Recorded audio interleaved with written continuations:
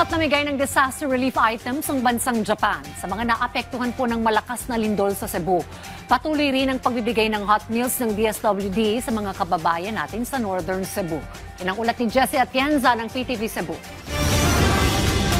Sinadya ng Ambassador of Japan to the Philippines na si His Excellency Kazuya Endo ang Area Vocational Rehabilitation Center ng Department of Social Welfare and Development Region 7 sa Cebu City para sa formal na pag-turnover ng iba't ibang disaster relief items sa DSWD at sa Cebu Provincial Government, gaya ng tents, sleeping bags, mga kumot, purifiers at mga tarpaulin.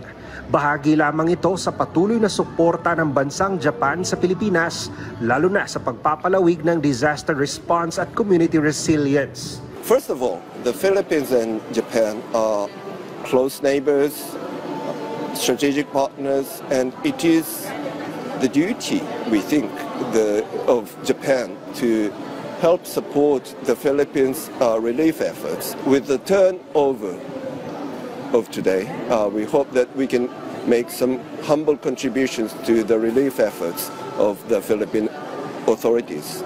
Ayon sa Regional Director ng DSWD-7, malaking bagay ang natanggap na tulong mula sa bansang Japan at titiyakin nilang mabibigyan ang mga lugar kung saan mas maraming lubhang nangangailangan ng humanitarian assistance. We are really thankful to JICA for giving this donation to DSWD, and we will distribute this to the various LGUs. And we will make sure nga ang makadawat ani katug yung mga families nga wala pa'y nadawat from other donors.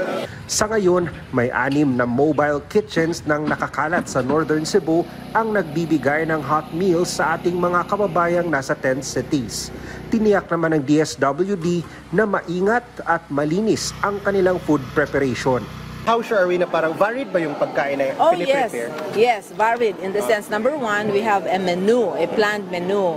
Number 2, our goods or the raw materials are really fresh. No, unya kitay nagpalit ana sa DSWD. But there is also an LGU who help us with the raw mats. Nga naay ilang sila mo palit na kitay mo cook. The good thing about this is we're able to also partner with DOLE. Nga katong mutabang nato sa kitchen nga ato nang na-identified nga mga cooks. Mutabang upang hugas, mutabang upang limpyo to ensure that hinlo yun ang atong preparation.